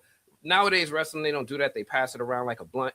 Instead, they gave this girl Bianca the belt for like a solid 400. He's right. Yo, I know that's right, yo. He read my lungs. Yo, I love it. I love it. I love it, man. Yo, well, I think it. And I dare y'all to just give it another shot, knowing it is a performance, but seeing, yo, who's putting on the best performance? Right. But I have though, and that's what I'm saying. Like I most recently, because it's on Netflix, have tried to watch some of these events and some of the and I swear, like my thing is, I have such an appreciation for the technical side of wrestling because I watched these like the ones that I told you I've watched. The Mr. Like no one really knows how good Mr. Perfect was. Yes, I do. Unless you got to see him before he came to the WWF. You would know he was in the WCW before he was in the WWF. Going as Mr. Perfect. Like that's where the name Mr. Perfect Kurt Hennig. Kurt Hennig, Mr. Perfect. So you had to spit out his gum and smack it. Look. You wouldn't know how technical Scott Steiner was as the smaller Steiner brother, before he became Big Papa Pump in the WWF. He was a technical wrestler. Okay. He had a move called the Frankensteiner, where he would throw you off the ropes, jump into the air, grab you by your head with his legs, and flip. Come on. Yes. Hey, yo, real quick, let me let Yazzie go, man. Yazzie got to run. Bye, Yazzie. You want to make sure she got at least some recognition right quick. Thanks for participating in this. And say what's up to Austin for us.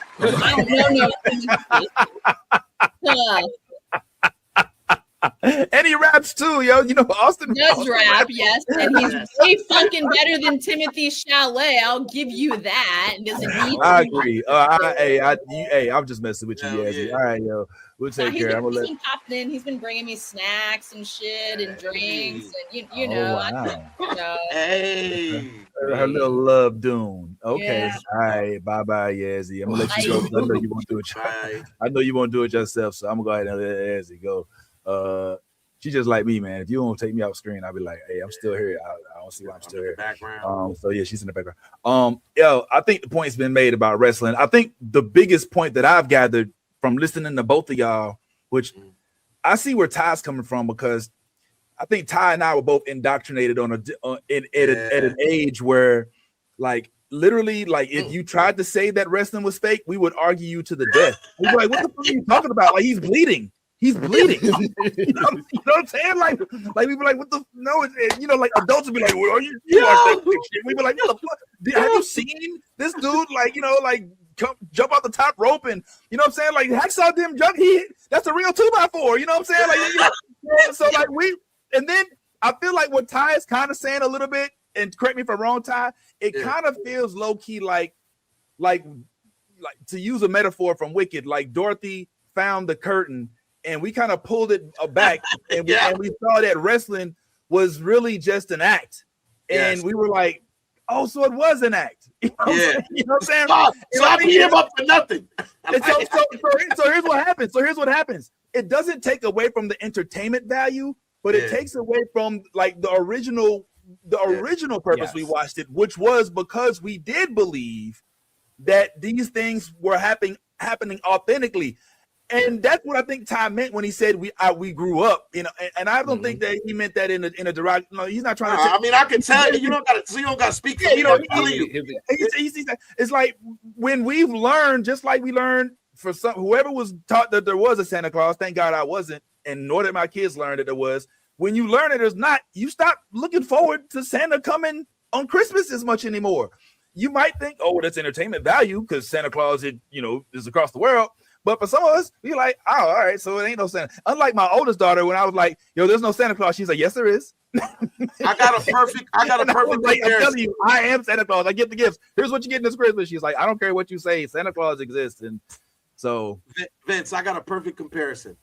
If I was watching boxing and a thing came out tomorrow and said that all of the boxing matches for the last 10 years were all rigged, it would take all of the luster out of my joy out of me watching boxing, because I was watching boxing the whole time because I thought there were two guys in the middle of the ring competing for a championship that meant something.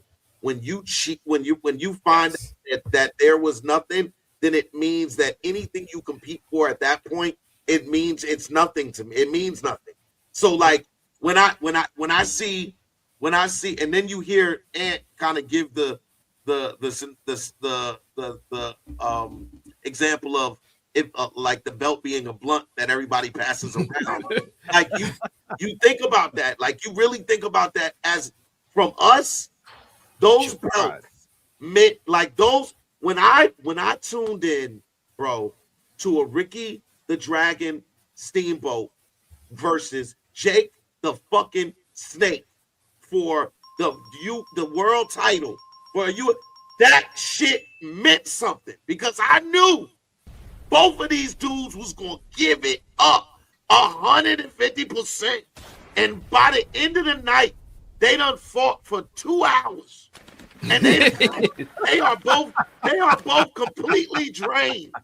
And look, they are so drained that one crawls over to the other just in time to throw their hand over, and the referee to count them out. That was the thing. Oh, hear me out though. That's how good of a performance that was. Yes. That's how good of a performance that was, because it got you as a kid. And what I'm hearing, like, I almost feel like challenge accepted, because it feels like wrestling is to you what anime was to me. And it was like, I just need to find my way to get back in. And it wasn't easy for me. It wasn't easy for me. But I would challenge you to take some time. And I'm not saying actively do something. I mean, like, yo, put this on the other screen in the background. Just throw up a Royal Rumble. Because what I love about the Royal Rumble is that they like to bring in those nostalgic wrestlers. They might pull out Jake the Snake, and you know it's fake, but you just see him for a second, and it might just start planting those seeds. I dare you to just put up some Royal Rumbles in the background, and then see what that does for you. Some recent ones from like WrestleMania from like 2000 forward, from the year 2000 forward. Just listen to some Royal Rumbles. Watch what the Hardy Boys is doing. Can I make a prediction? I predict that won't have any effect. And let me tell you why. And I think that because what Ty has, as long as I've known him, he is an avid sports guy. Like, he loves sports and he loves the authenticity of sports. What it sounds like is wrestling moved from sports to entertainment column. He lost interest, and that's not revivable interest, because as long as he knows that it's scripted, he can't get into it. It's kind of I mean, if I can make an analogy to what I watched the most, baseball. At one point in time, there was this huge cheating scandal with these dudes called the Black Sox. It was actually the White Sox. It was back in the early 1900s, and they had all been basically caught fixing the World Series games because some of the there were bookies and gangsters, you know, at that time that basically had coerced them into throwing the game. A lot of them had to go to court, and they went in front of the, you know, in this big rascal shoestring Charlie. I can't remember shoebox, some sort of Charlie was famous for. He just literally recently, as of last year, got cleared to get into the Hall of Fame as a result of that. And it made people stop watching the sport because they're like, what do you mean they're throwing the game? You mean they're not actually trying to catch? And so like Babe Ruth came up next and started hitting home runs, and people started coming back to the park. Same thing happened again in 1998. Mark McGwire and Sammy Sosa had this thing called the Summer 98 where they was hitting. There was a race to 60 home runs, then there was a race to 70, and then we learned that they was juicing. You know what I'm saying? And then people was like, oh man, what the fuck? You know what I'm saying? And then people stopped. You know, and then somebody else has to come and revive the sport. If you learn that there's any inauthenticity as a genuine sports fan, it typically will drive you away from the sport. And this was the ultimate deception to Ty. He's like, so none of this shit was real in real life, and I fought for you. You know what I'm saying? Like I was telling everybody, you're wrong. You don't understand. When Mr. Perfect does the suplex and Lex Luger does the cranium kick, like, it's real, man. It's real. And then you learn, like, there's no new clothes. He's like, yeah, nah, I've been deceived more than I'm cool. Now, here's what I will say after that diatribe is I do believe that if given the right opportunity, you, Ty, and I were all in the vicinity of a live wrestling event, we would go, and I bet you we would all enjoy the shit out that shit. I would agree that we would all enjoy the event, but not for the reasons you might think. I think we would enjoy the event for the camaraderie and just, you know, just all being around each other, plus probably the level of medication we take before the event. You're on point to a degree. I want to say this. It wasn't that I stopped watching because I didn't know that. I mean, I realized it wasn't real anymore, because I did stick around. I told you when I finally left. It was that I felt like the performative quality of the product then was not as up to the level of my attention span. Yeah. So when The Rock left, and again, that was right before the X, right in the midst of the DX time, because that's when The Rock left. That was when I kind of like took exited stage left as because of his performative quality. And I just haven't really seen anybody out there that has gripped me in that way to make me tune in, or like that. Here's my challenge to you then, because I hear you with that. I do hear you with that, and I agree. You know, the performers are the ones that are like our favorites, are the ones that usually keep us around. For the whole generation, it was John Cena. Yep. You know, you mentioned The Rock. I used to like The Rock, Stone Cold, a whole bunch of others. Yeah, Stone Cold, absolutely. Stone Cold.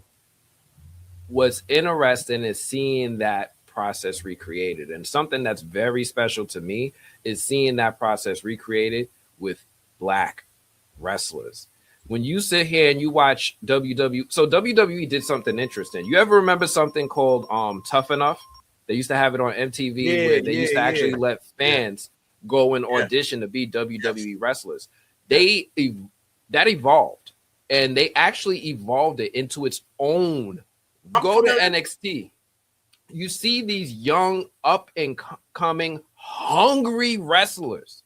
They're hungry. And you see them evolve from the unrefined, Tough Enough, just pick them off the street, into a Brock Lesnar powerhouse over 2 years. And then once they reached a certain level of development, they get pulled up to the main WWE roster and they let them loose. That is, in and of itself, another way to find enjoyment out of WWE, because they have this development brand where we see a couple clips. We saw Obafemi. We saw Trick Williams, who's this generation's iteration of The Rock. And I can't even argue with him. My dude's got the charisma. He's got the audience. He's got the mic skills. He's got the one-liners. He's on his way. He's like The Rock and Booker T mixed together. You got Obafemi walking around as the Brock Lesnar from Nigeria. And he's just dominating people on some Goldberg shit, just ragdolling them around. And you see them work on their mic skills, their in-ring skills, develop chemistry with other wrestlers, develop rivalries that they bring up to the main roster. That creates a new avenue for adults who kind of walked away from wrestling to maybe, not necessarily, but maybe find a new way, to find a different way of being interested in it again. I love Trick Williams over Femi. I love Bianca Belair. I love Jade Cargil. And I love seeing them grow into this generation, my son's generations of The Rock. If you ask my son right now, his favorite wrestler, he calls him Cody Raheem Rhodes. Is this white boy named Cody Rhodes? I know Dusty Rhodes' son. Yeah, Dusty Rhodes' son. Yeah, but they call him Raheem Rhodes as if he sat there and marched with Malcolm X and Martin Luther King. They got all these memes of him online. Actually, Cody is Dustin's son, isn't he? Yeah, Dusty. No, Dusty. Dusty. He's Dustin's brother. Cody is Dustin's? He's Goldust's brother. He's Goldust's brother. Okay. So half brother. But yeah, okay. Like they love him. And Black culture of that generation, not our generation, but that generation wants to invite him to the cookout because he has a Black wife too, and he's got Black daughters, and he raises his kids to be Black. He don't raise them to be biracial. He like, no, braid her hair, like, no, all that. And I love it. I love it. I love it. I love that they have their version of their wrestlers that we used to love, their Lex Luger's, their Jake the Snakes. I love seeing the evolution of it all. Anyway, I could talk about wrestling till my face is blue. This could be a whole nother podcast. Nah. My cousins are like that. They grew up. They all grew up in Atlanta, Georgia. And when I used to go visit them, like that was a huge thing for like culturally, in the family would pull up to whoever had the biggest TV's house and watch the wrestling events. Like that was huge. A huge part of my childhood was watching the Bruiser Brodies of the world. When I say I've been watching wrestling for since the onset, I was watching wrestling when wrestling it wasn't the WCW, it was the it was something. It was even before ECW. It was the network that the Von Erichs TNN. It was the Von Erichs. The Von Erichs used to be the major family that used to run this thing. It was the TNA. That's new, isn't it? Nah, no, TNA's been around for a while. Yeah. Well, but that's how long I've been watching wrestling. So, I realize everything you're saying. It's just that when I realize that the belt is being passed around like a blunt, it doesn't hold the same. It doesn't hold the same value that the World Wrestling Federation Championship used to hold, and that to me is indicative of the business of trying to find one last thing. Then Roman Reigns is what initially piqued my curiosity in coming back into wrestling, and it was because I heard on the news that he had held the championship, the main championship, for 1,000 days straight. And I was like, what the fuck is in wrestling? What? How many? I had to sit there and do math. I was like, yo, how long is 1,000 days? And then I started to go down the rabbit hole. I started reading about it. I was like, yo, this dude beat Brock Lesnar. He made Goldberg tap out. He beat the Undertaker. I'm like, what is going on? And then I started to just look up little Instagram clips. And then I was like, all right, well, if Goldberg and this dude fought, it's on YouTube. Oh, the full match. Let me just put it in the background while I'm posting stuff. Mm-hmm. And then I started going down the rabbit hole and realizing like how Vince took this one wrestler that fans actually did not support when he first came out. Vince was like, this is the guy after The Rock. This is the guy. And everybody was like, no, he's not. No, he's not. For years. And then just watched him over like the course of 5 years go from a hated talent to he is the top wrestler in the world. Mm-hmm. Mm-hmm.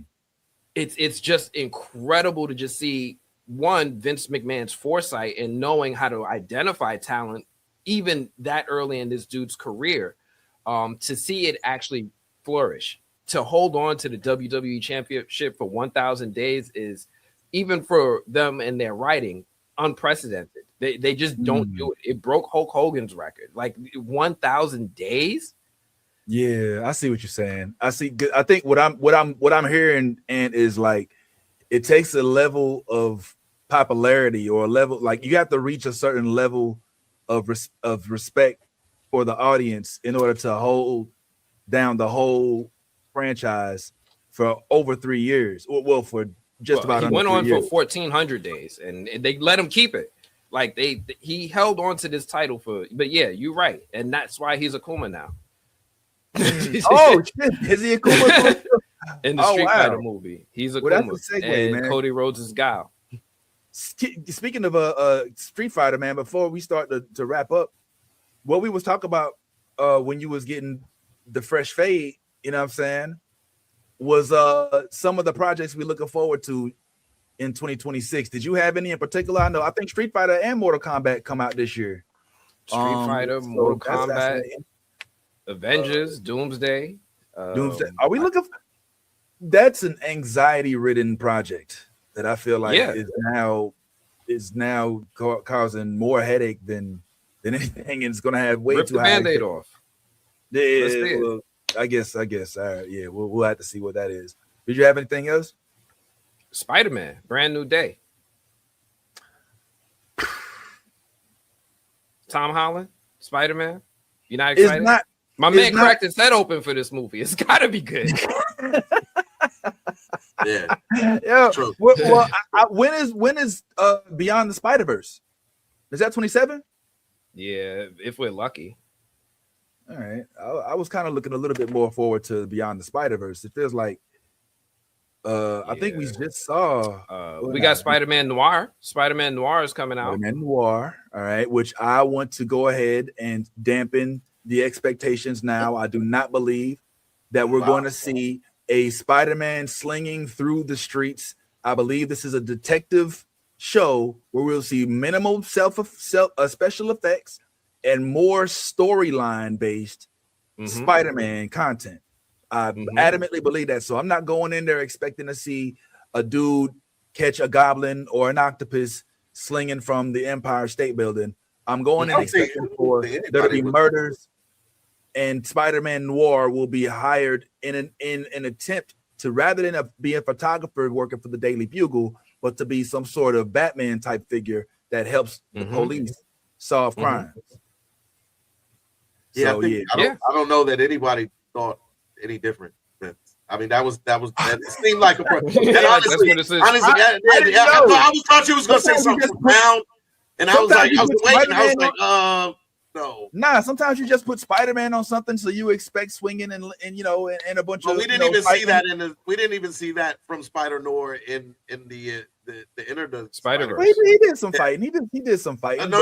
We didn't see him swinging. Yeah, we didn't see none of that. I think that at most what you'll see is on occasion he'll jump on a car, he'll climb up, he'll hang from the ceiling, but these are not be. I reckon that he will not be. I'd say he doesn't even do any of that. I'd say you see a lot of perch scenes where he's perching on the top of. You think just a lot of brooding, huh? A lot of perching. I mean, this is Nicolas Cage we're talking about. Well, he's just the voice. Just to be clear, I believe. Okay, exactly. Nah, he's in the suit. He's not. Yeah, he's in the suit. Yes, he is. And when he take off the mask. Well, yeah. Well, I mean. Yeah, he's not going to be the actual. Yes, he is. He's excited for this. You know, he's a comic book fan. Yeah. And I'm glad he gets to reinvent his Marvel self, because we know he was Ghost Rider originally, which was probably one of the movies that I was so shocked got a sequel. Like, I was like, how the fuck did this movie get a sequel? And the second one was worse than the first. You hated Ghost Rider? I didn't hate it. Terrible. I didn't hate it. Nicolas Cage did what he could. It was not his fault. He acted his ass off in that movie, but the story, him riding alongside the original Ghost Rider and the second one, and there's this scene where they're just kind of like riding. It was kind of weird, man. And I mean, Blackheart was done the worst disservice of all, because that Blackheart is like a motherfucker. and they depicted him as some short human. And I know he showed his powers and shit, but nah, they should have unleashed the fuck out of Blackheart in that freaking Ghost Rider story. So nah, but it was cool seeing Eva Mendes in a superhero movie, and just to kind of just segue that Eva Mendes is married to Ryan Gosling. Are you looking forward to the Starfighter movie, the Star Wars joint? And I know you've kind of been off Star Wars. I need to see a trailer. I want to get excited for it, but I need to see a trailer. They got to give me a reason to get excited. Like, I was on board for a while with the Mandalorian and stuff, but then the Mandalorian season, whatever that was, came out, and I was like, yeah, Mandalorian. Yeah, the last one, it took a little bit of a dive, but have you watched Vision? X-Men. Have you watched Vision? X-Men. Nah, I ain't. Well, I saw some of Visions, and that's cool because it kind of gives me the type of Star Wars that I want, but they're short stories. They're like little 8-minute stories. I can't do nothing with that. Black Mirror with Star Wars. Yeah, but it's still a good watch though. By the way, fuck that, yo. X-Men 97 is coming back. Yeah, all right. Well, that's going to be interesting, especially given our last conversation about them going forward with a completely different writer. Yeah, that'd be interesting. I think it's going to be fascinating to see what the result. In our last few minutes on this particular side, which we can continue if y'all got time, it don't matter to me. We can even get full. But could I just give a brief synopsis of what I observed when I saw one battle after another just in the last couple of days? Yeah, go for it. Okay, so I'm glad I did this in the last couple of minutes because this will give no time for retort. Been waiting for this. I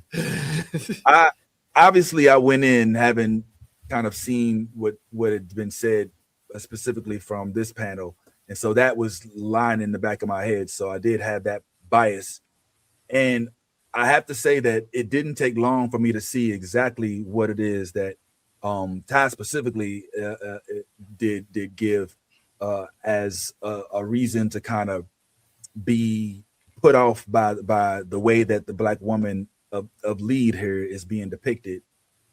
So I did have that, and I also agree that it was difficult to watch. And then when you do get into, I know it's the complex minds that all three of us are, you don't just think like, oh damn, that happened. You think, well, whose idea was this? And why, and it goes like down another rabbit hole. So I see and I concur with that. I did expect that to be the embodiment of the bulk of the movie. To my surprise, that was the first 37 minutes. And then there was still 2 more hours of the movie. So it gave me time to kind of, even though that was etched in my head, to allow those to subside and allow some of the other storylines kind of take root, mainly of what was the world that we were living in, which was the most fascinating thing to me. That was something that folks did kind of give me a depiction that people were like, oh yeah, this is like ice, but I was like, this is a whole different kind of world. Like these races are at the top.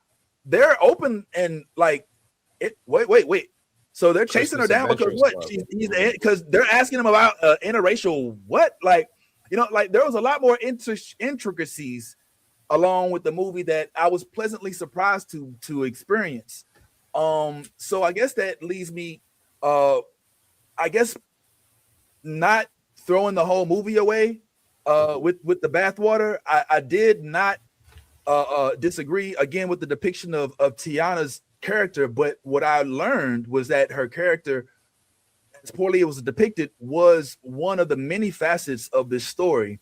It does remain to be explored why it is that was acceptable to go that far. Like I can understand needing to, for a woman to be an adrenaline junkie and want to kind of like do something illegal with the white man because, the white man, that's going to get you in trouble. And even though I could give you a different take that says that there was an interpretation that could say that there were Black militants that were using white folks sexually as tools, as I saw old boy that plays Ace. I always know him as Ace and Paid in Full. I don't even know his real name. Yeah. But his real name is Wood Harris. Wood Harris, he kissed the little white girl, was like, go in there, be a little revolutionary. And I was like, hold on. So why did they show us that? You know what I'm saying? It was that to reinforce the narrative that in this instance, just like when Perfidia said, like, yo, this pussy is not it's a weapon. You know what I'm saying? Like, are they actually weaponizing their sexual interactions with white folks to get things? Is there more like, I don't know. I started to expound my whole thoughts about it. But needless to say, like, I'm not discounting the legitimate concerns that some of this movie exposed. I also was kind of pleasantly surprised that some of the movie tones did expose some things that needed to be said out loud about some of the things that are going on right now overtly, without necessarily like taking away from the fictional aspect of it. So for that, I thought it was good. It was good. Is it the Academy Award winning show that movie that they're trying to depict it as? Maybe not. But for that, it was. I'd give it, slightly above average if you take into consideration the cast and the production.